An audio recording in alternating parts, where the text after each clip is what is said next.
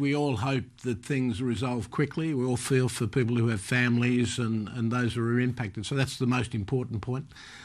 In terms of commodities, uncertainty in markets is not always helpful. We may see increases in prices, but at this stage, I wouldn't want to speculate too much. I think we'll have to see over the next 2 or 3 days what all this means, what the sanctions may mean.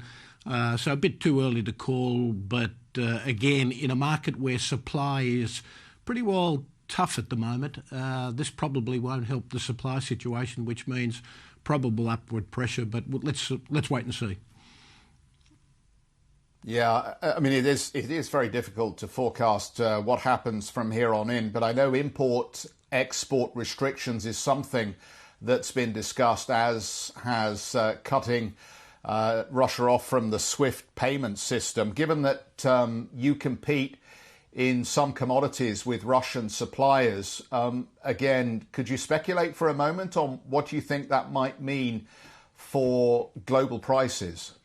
Look, I think it's a bit dangerous to speculate on the basis that we don't fully understand the sanctions at this stage. But again, anything that constrains trade or free movement of supply means likely the demand for some of our products will increase. But at the same time, I'm very cautious about making those sorts of forecasts. So we'll just have to wait and see.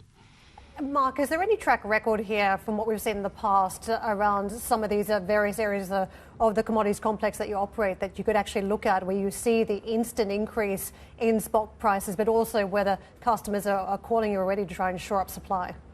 Well, again, you've got to look at the macro factors and demand across our customer sectors. That's the first point. And again, that's a little unclear. And then you have to look at the actual supply situation of various commodities. So potentially iron ore is impacted, supply may be constrained to some degree. There are other commodities, precious metals, copper. Again, we don't fully understand what the sanctions may mean in that context. So again, I'm a bit cautious and would prefer to see another few days unfold so we understand what the sanctions may mean specifically. Can I ask you about the demand story already at this point? Because we've been wading through a very interesting narrative around interest rates, what could potentially play out on that side from central banks, and already a couple have moved. Have you seen any cooling off in demand in recent weeks? In terms of contracts for our products, not really. But we're also a little unique in the sector in that we've got very high quality iron ore, which is always in demand. We've got high quality metallurgical coal, again, which is always in demand. And then we're a pretty consistent supplier, a large scale supplier of PGMs, again, a large player in the diamond market. So each of our market positions are pretty strong. And we haven't really seen any drop-offs in demand for our products. But again, it's a function of where we've positioned and how we've positioned ourselves in those respective markets. But at the moment, not a major drop-off. If anything, supply lines are pretty strained across the industry, across the globe. And we still think demand is the key thing driving prices.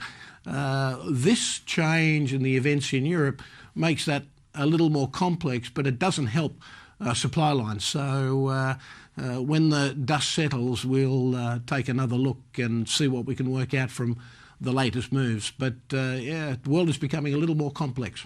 Hi, I'm Joanna Bersecci, and thank you for watching. You can check out more of our videos by clicking on the boxes on the screen. And don't forget to subscribe to our channel for more from CNBC International. Thank you for watching.